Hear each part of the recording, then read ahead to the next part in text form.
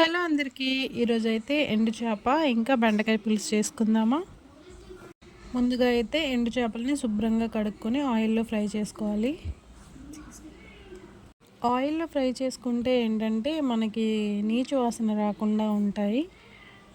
ఆయిల్లో అయితే బాగా ఫ్రై తీసుకొని పక్కన పెట్టుకోవాలి.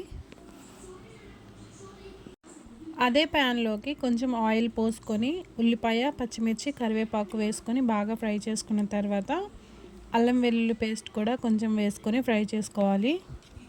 తర్వాత సన్నగా తరుక్కున్న టొమాటో ముక్కల్ని కూడా వేసుకొని బాగా మగ్గించుకోవాలి. టొమాటో బాగా మగ్గిన తర్వాత ఉప్పు, పసుపు, కారం కూడా వేసుకొని బాగా మగ్గించుకోవాలి.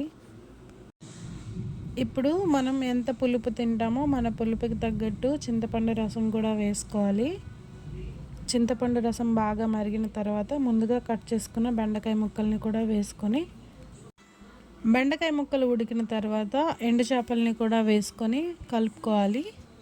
అంతేనండి, 5 మినిట్స్ ఉడికితే చాలు.